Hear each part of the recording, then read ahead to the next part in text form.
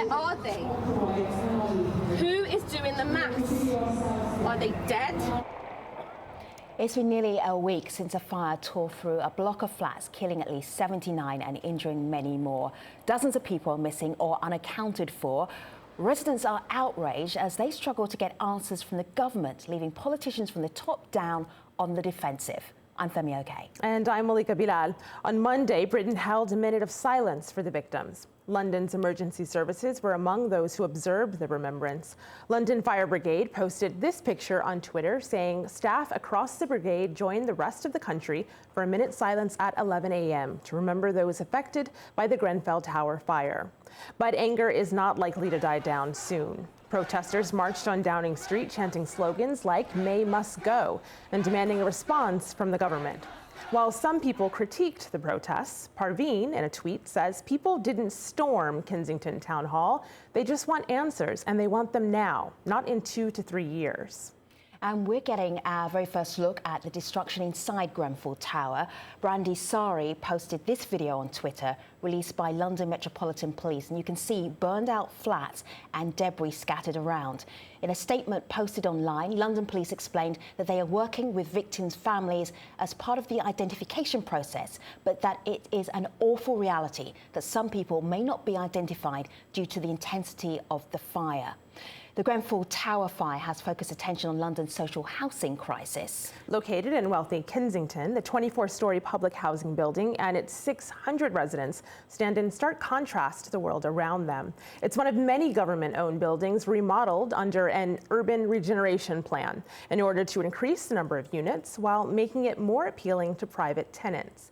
However, experts have warned that underinvestment in social housing has left many buildings unsafe. Critics claim that discrimination played a role in ignoring repeated warnings regarding the lack of safety. So, as questions mount, what needs to be done to ensure tragedies like the Grenfell Tower Fire don't occur again? Here to talk about this, we have in London, Dawn Foster. She's contributing editor for The Guardian on housing and was on the scene shortly after the fire broke out. Piers Thompson is a housing activist and a local resident. Omar Salha is the founder and director of the Ramadan Tent Project and has been working on the ground to help the victims. And DJ Isla, a local resident who's been advocating on behalf of the victims. And we are keeping this conversation grassroots, people who either live in the area or know it really well. Hello, guests. I wish it was under better circumstances that I had you all here. Piers, indeed. Local residents, hello, survivors. Where are they now? How are they doing? Well, they're not doing that well at all. Ed Daffan, who is the guy who was part of the Grenfell Action Group, he literally just left here. He's a very close friend of mine. We've worked together for a number of years. I've known him for 20 years. And he's the one who's been shouting into the void now for 2, 3, 4 years about specifically issues at Grenfell Tower. But the issues are actually wider than that. The Grenfell Tower tragedy happened because the people in charge have complete disregard. They have complete contempt for us. We are just the ordinary people. And it's funny, you call me a political activist. I'm a DJ and a video editor. The only reason I'm a political activist is because the council decided they wanted to regenerate the estate I live on and threatened to knock my house down. And so I had to get angry about it. And the people here we aren't activists. We're just ordinary people who have had who've had the council come in and push us about, and we've had to get active. Let me just show you a little clip. This is Prime Minister Theresa May.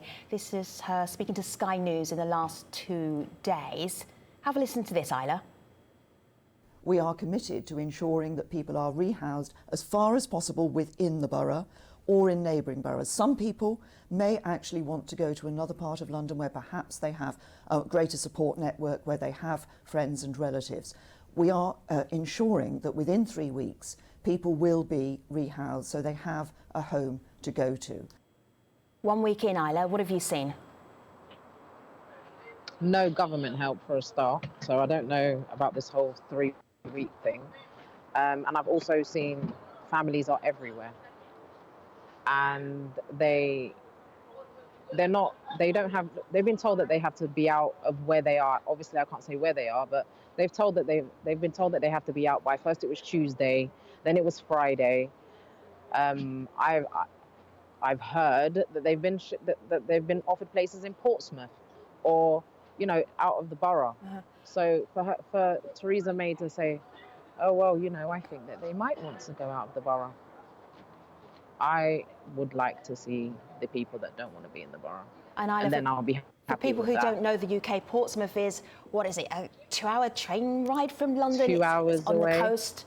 Yes, it's not even in London. And it's like it's a long way from your obviously friends. I understand that they might not want to live in Latimer Road, but I'm sure they're going to want to live in Kensington and Chelsea. I don't think they're going to want to live outside of the borough. There are people that would agree with you. Tarina here on Twitter is one of them. She says, it's obvious there is no plan to resettle the displaced survivors in this neighborhood, and they're going to be pressed to relocate. Omar, we hear that some already are. I know you know of people who are moving to senior citizens' homes.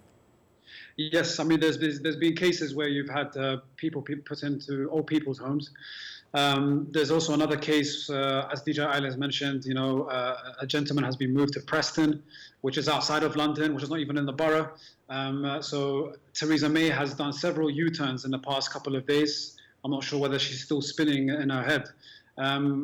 Today, I actually personally drove one of the evacuees close to the area into a hotel. They will be staying there for the week. Until we find out what is happening from the council. So there's been a pattern which we have seen where the likes of small organizations who are vetted with the community, within the community, who are very, very active, who are now filling this gap where the state and the council and the local authorities have been very, very inefficient in providing solutions on the ground. And we are just trying to do our job, trying to do our role and trying to reduce that gap. Again, there are many families who are trying to be rehoused. I can say to you, through the works of the Grenfell Muslim Response Unit, we've managed to rehouse 15 to 20 families. Omar, how are you doing that? Sorry? How are you doing that? Well, we have Westway Sports Centre. Westway Sports Centre is ultimately right now has turned into a walk-in support centre. We have various tables, people who are seeking counselling, people who are seeking rehousing advice, people who are seeking cash grants, people who are seeking therapeutic aid. It's a traumatic experience. You have people of all ages who have been involved in this scenario. And I think the key word is sensitivity. We've not seen real sensitivity. We've seen people rehoused in other tower blocks. Can you imagine the kids, what they're going through, to having to move from a tower block which was on fire to another tower block? The kids were screaming as soon as they moved into this new flat in a high-rise block. I mean, it's not rocket science. I'm very, very shocked, as many people from the community, and how this has been managed. Clearly, it's the worst human catastrophe since the Second World War. There are very easily 120 flats. There are 120 flats in this tower block. Typically, in these social housing blocks, you have 3 to 4 people living in them. So we're looking at 500 to 600 people. The figures that are coming out are not accurate. They are not true. Again, we have no one to look to in terms of accountability and also credibility in terms of the answers we are given. So, Dawn, you're listening to this. One of the things that I noticed, being a Londoner, but being outside of London right now, is the community action and the organisation, the level of what's happening, sort of grassroots. Can you give us some insight into that? Yes, absolutely. I mean, I completely agree with Omar. There have been huge numbers of volunteers coming in. It's actually incredible to stand on the ground and see just how many people are really helping out. But what's been really, really stark is a complete lack of proper response. So the local council, I haven't seen them anywhere, and I've been on the ground every single day.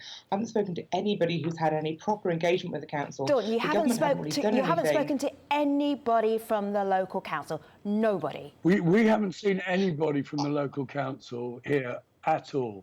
They seem to, as soon as this happened, we saw the leader of the council turned up here. His first response to it, which I'm sure you can find somewhere on the Wednesday morning, was arrogant. He did seem a little bit later to be a bit shell-shocked. But his organisation, this is the richest borough, I think, in the world, certainly in the UK. Last week we had a general election, and in this borough they were staggered to find that they lost the constituency to the Labour Party, and they managed to get 200 people to the recount, the third recount, to try and win the election back through fair means or foul. So, 200 Piers, people. I'm We just haven't seen I'm one just going to keep us person with a focused on this clipboard. because the whole general election is a whole huge conversation there. Malika? No, my point just being that they got people down for that. I understand. I see where you're coming from. People. Absolutely. I wanted to pivot just to a point that was raised a little bit earlier on the power of community that the world is really witnessing around this. So take a look at this tweet from Matthew Ryder. The power of a completely silent march, deep respect and a show of community, dignity and strength in West London. And I'll play it there, but all you hear is silence. So people marching, and this was just a few hours before airtime. But on that note, thinking of that community, this is what SJAP on Twitter says: long-term safe and adequate housing isn't a responsibility of the community. It's an obligation and a duty of government and council. So Isla, I want to bring you in here, thinking of what the community has done in the face of not feeling like their government is doing enough. He said that they'd been rehoused at the West Wing. That's not rehoused. That's a shelter. That's not rehoused. Sorry, no offense. I can't remember your name, but a shelter. I know that West Wing. I'm glad people on the West Wing are sleeping on floors. It's practically. All right. Yeah, exactly. So that's not rehoused. That's shelter. So they haven't been rehoused. They're in a shelter. Because we need to get the information correct. Okay. The Westway Trust has rehoused them. No. The Westway Sports Centre is the Trust's a shelter sports centre, and it was opened by the Trust. They didn't. Again, the local council were nowhere to be seen. The Trust all woke up at 5 a.m. and went and opened it up to let people in. Yeah, my point is they haven't been rehoused. They're in a shelter. No, you're damn right there. You're damn right there. Right. So no one's been rehoused, because as far as I know, no one's been rehoused. We need to make sure that we're getting the right information across. And as far as I know, from the victims that I've spoken to, they have not been rehoused. And they also, because there's been we've been inundated with offers for people, all these kind people that are volunteering, and all these kind people that are, giving us all these things for these victims. And somebody said to me, they said, "Oh, I've got 21 studio flats." So I went and I spoke to somebody who I'm working. She's just a normal person, and I said, we've got 21 studio flats. We can put some of the families in there. And apparently they said if they were to go into the places that we've offered them, then they are making themselves, they're not homeless anymore, so they're not a priority. So what? So they're a priority if they're at Westway in a shelter. That's but true. If I can find them somewhere where they can go and be a little bit more comfortable, they don't become priority. Yeah. I think this touches upon again, with regards to the social housing and the rehousing. There's been nothing done in terms of I can tell you firsthand today. I have spoken to a family. I've spoken to a single mother with 3 kids. She has 3 kids. One is age 9, one is age 3, and one is a 1-year-old baby. And this mother has told me explicitly that the council gave her till 5 p.m. today. Otherwise, she would be asked to leave what was a Premier Inn in Hanger Lane. And why are you giving the address? This person came That's to not us. smart, is it? And said to us, this person came to us and said to us, "Where do I go?" Well, we managed to rehouse them into a temporary place for the time being until we find something which is more explicit in the future and something which is more permanent. I think it's important to get across just how chaotic the response has been. The government haven't helped, the council haven't helped. Theresa May came out and said, we will rehouse everybody locally. And then 2 hours later, the council came out and said, we will rehouse them, but it might not be locally. I have spoken to so many people who are actually too scared to come forward in case they end up somewhere else. A lot of people are really worried about their immigration status and worried that this will be an opportunity to deport them. I've spoken to people who've been given £10 a day just to try and get through in a hotel. And the hotels they were put up in were high high rises, so they were terrified for themselves. But also people who live nearby in the flats surrounding them, they were evacuated as well. I spoke to one woman yesterday who said she was finally told that she was allowed to go home, so the hotel she was in would be cancelled. And when she got home, there was no hot water and no gas. And now she's struggling to get food because nobody can get past the police cordon. It's absolute chaos. And it seems like the community are coming forward, but the government and the local council will not help at all. Let me play this to you. You know who Nick Paget-Brown is. He's the head of the council for Chelsea and Kensington. So you say it's chaos. This is what he said in response to that critique. Have a listen. But there is a coordinated central effort, and it is focused on the people who have lost relatives, lost their homes, and either been temporarily or permanently displaced. And the effort is going on finding them appropriate housing. The government is helping. We are identifying appropriate accommodation for those people, and that effort is going on in the Westway Centre as we speak, and I've just been to visit it. It's not true to say there are no councillors around. It's not true to say Kensington and Chelsea Council is not evident. It is. He's obviously not seeing what you're seeing, Dawn.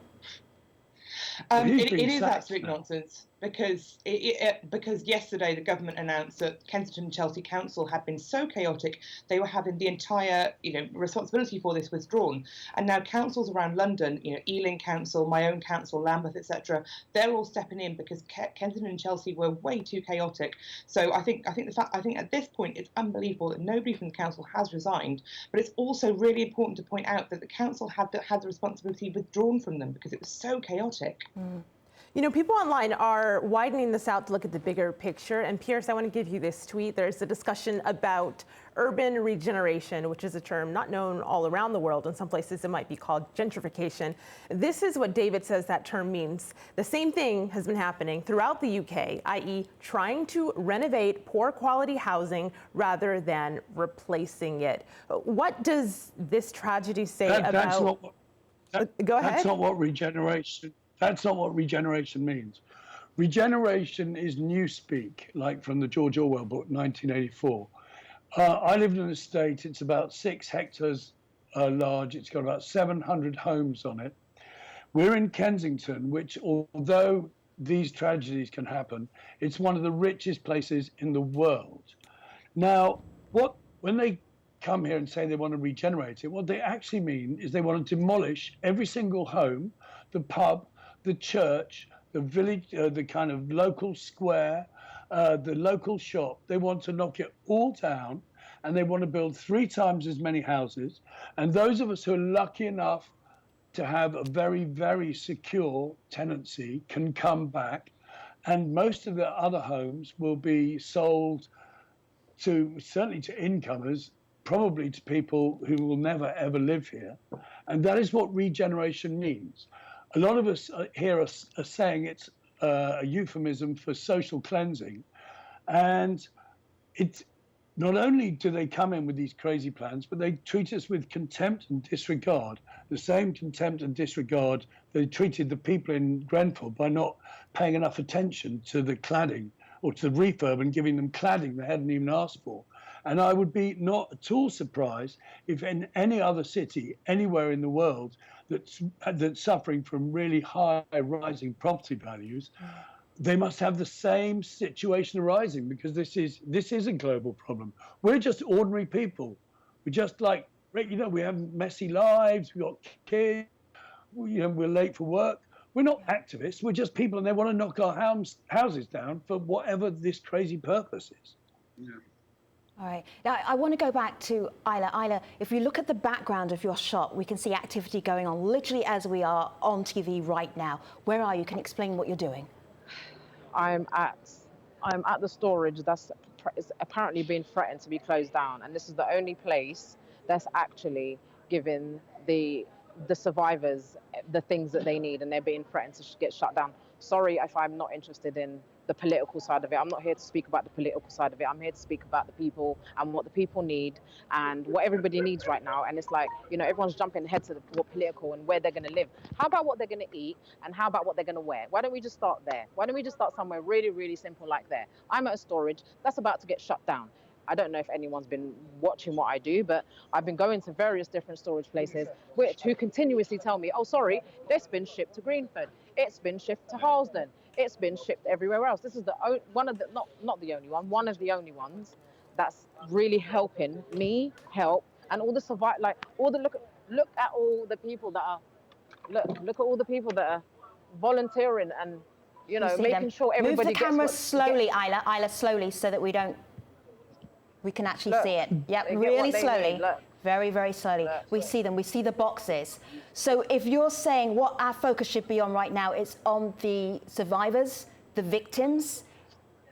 How are they doing? Before we start speaking about political stuff, and how about we talk about feeding them, clothing them, and housing them in the area. Like the government set the building. Listen, what they put around that building set it alight. This is their problem. This is what they did, and me and all these volunteers and all these people that are donating, we're picking up the pieces, and the government's not doing anything. I haven't seen anyone from the government, and then we're sitting here talking about the government. Why are we talking about the government? This is day 6. I have to agree here with Isla. This is day 6. Go ahead, Omar.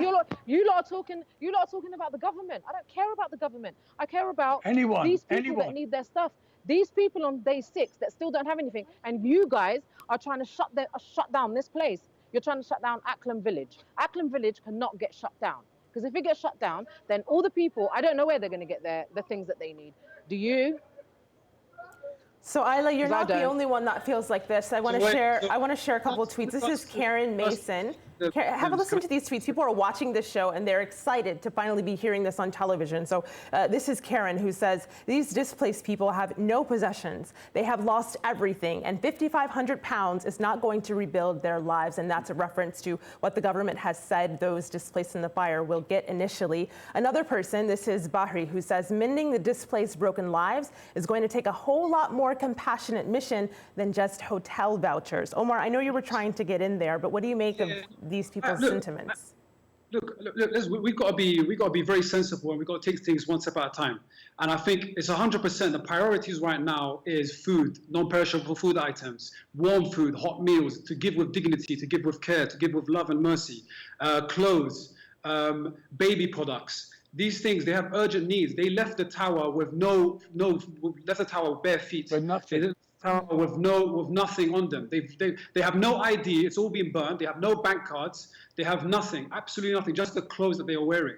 And myself and Ramadan 10 Project, RTP, we've been dealing on the ground, making sure there's a lot of Muslims who are in that tower block, and it's the month of Ramadan, and they are fasting, and they don't have hot meals provided for them. Every day we're providing hot meals for people of all faiths. We've been going out and asking people who needs hot meals, and we've been distributing these hot meals directly to people who've been affected. There's been a problem because the place that I distributed hot food, the hotel told me that I'm not allowed to bring food there for health and safety reasons, but they're only giving them breakfast and dinner, so they don't have lunch. So Omar and Piers, I just feel Aya, like every time we try and help them, there's someone blocking us. I hear they don't want to come and they don't want to get involved when it's time to help, but they want to get involved when it's time to block us. I hear that there's bureaucracy and rules and things getting in the way of basic human kindness and necessity. Dawn, have you seen anything like this before in your time being on the housing beat for The Guardian? I have. In 2009 in South London, there was a near identical fire. Luckily, far fewer people did actually die in that time. But the problem is that this could happen any time, over and over again. After the 2009 fire, people were warned that there were 4,000 tower blocks that had potential problems with fire safety. And in March this year, the Housing Minister, Gavin Barwell, he came out and decided to postpone a review into fire safety in tower blocks. What happens? Grenfell Tower burns. The problem is this government and the UK do not consider working class and poor people's lives worth protecting. This could happen at any point, so we really, really do need to push forward. I understand at the moment relief efforts are paramount, but we really do need to push forward and make sure this never happens again. Dawn, we need extra time for this conversation. I'm taking you online to our online post show. Audience as well, be there as well. aljazeera.com/the stream. Thanks for watching. See you online.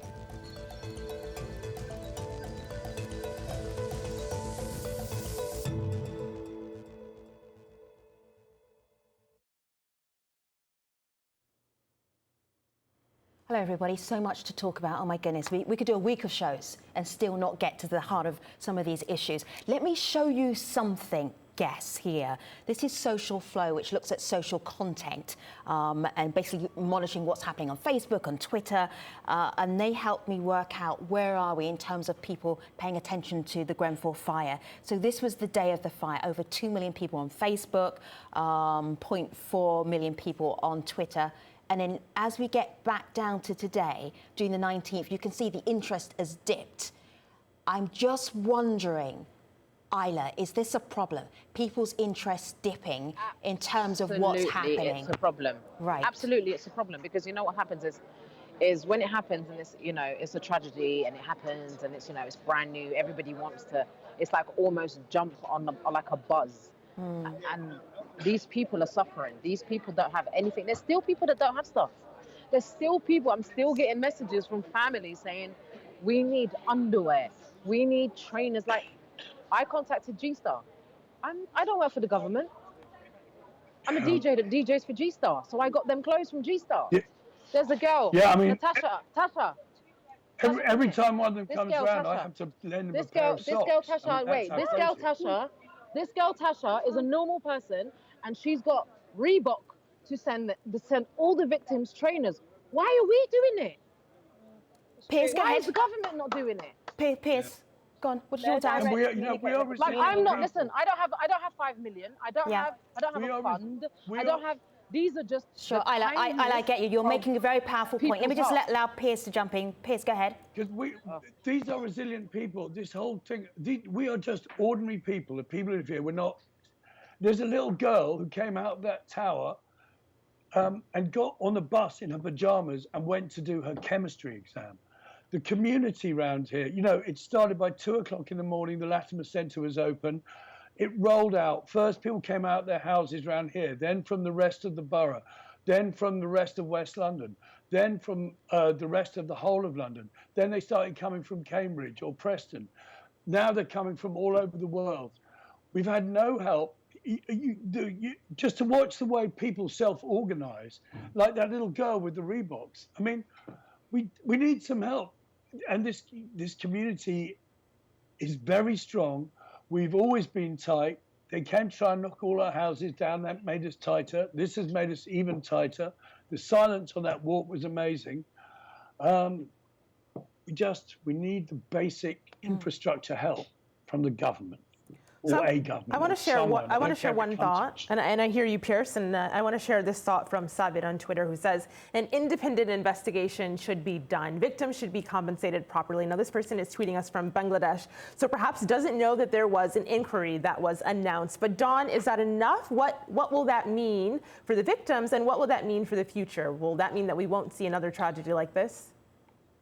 I don't think it's enough at all. I think the problem is that an independent inquiry will take upwards of, 4 or 5 years. If we look at the fire in South London, it started in 2009, and the council weren't taken to court until the trial finished earlier this year. I think the problem is that the victims need answers now, but also the rest of the country needs answers now about how we stop this from happening again, what we can do to make things safer. Sadiq Khan, the mayor of London, came out and said that we need an interim report by the end of this summer so that people know they are safe, and that also that we know that people in Grenfell and similar towers won't have this happen to them again.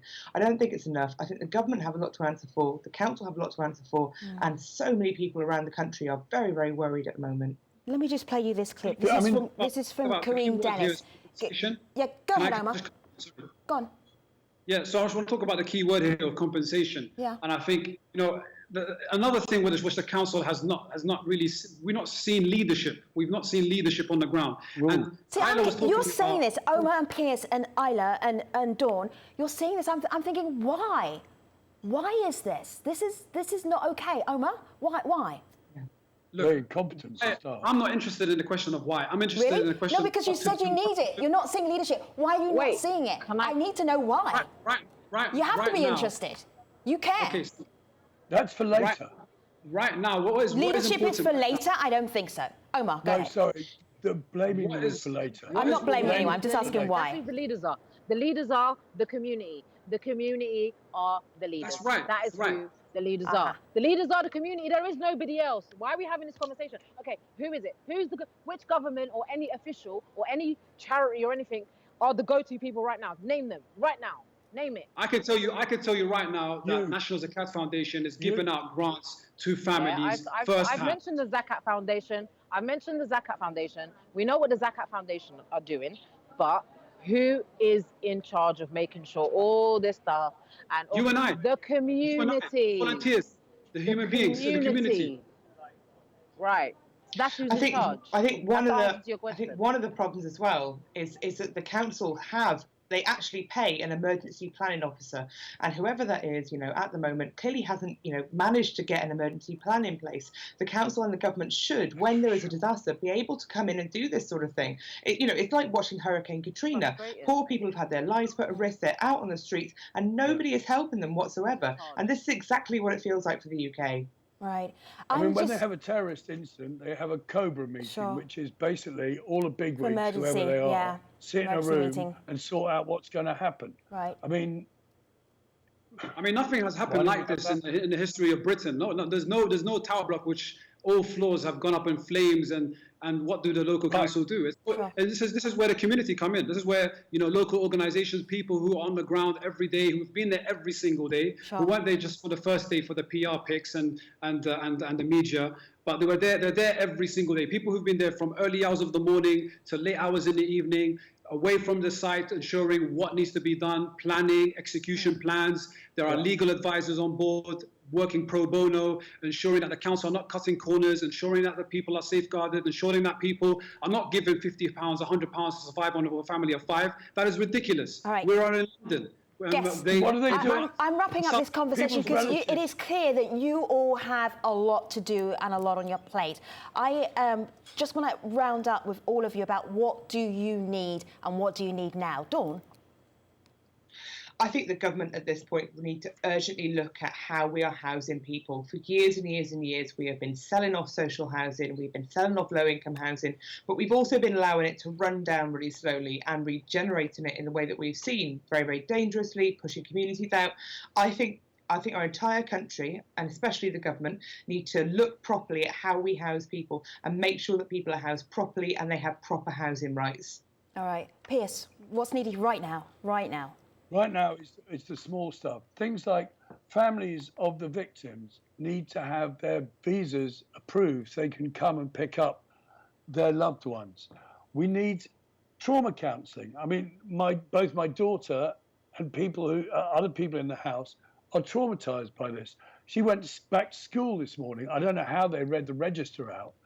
And 100 metres away from the fire, there's probably 1,000 people closer to the fire than I am, and God knows how their lives are.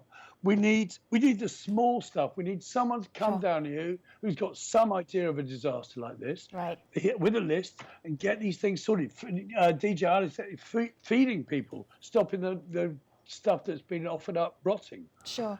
Just someone get down here and sort it out. I'm going to ask you just stay still because I can't get your camera. I can't get to you unless you stay still. Just stay still for a moment so you can tell people what do you need right now.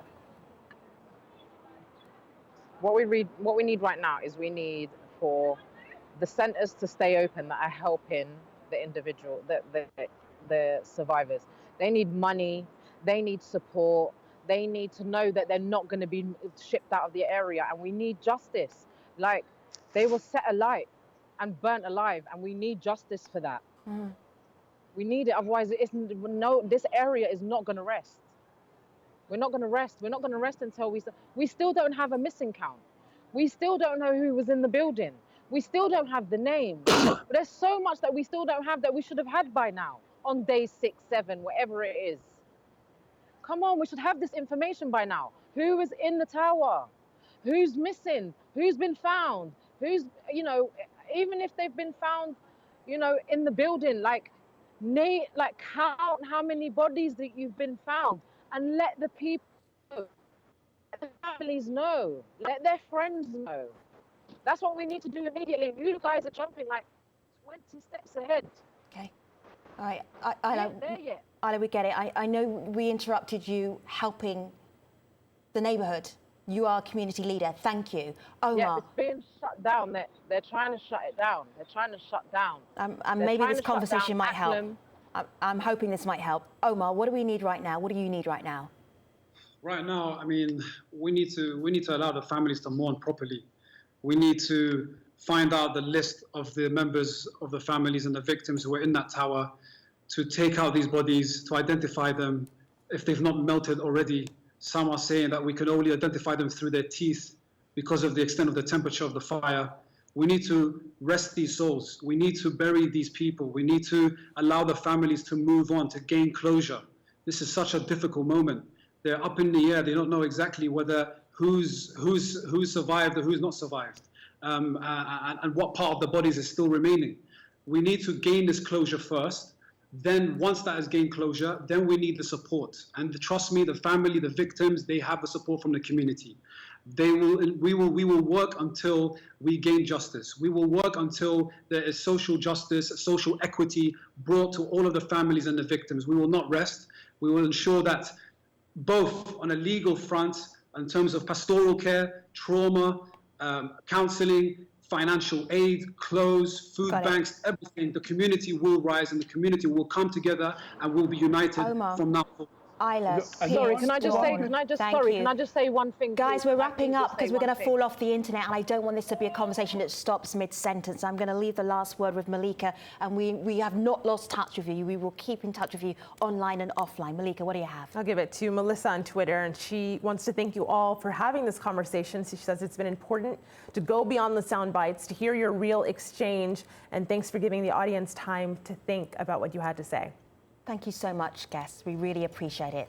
We will carry on following this story online and offline and on the stream. Take care, everybody.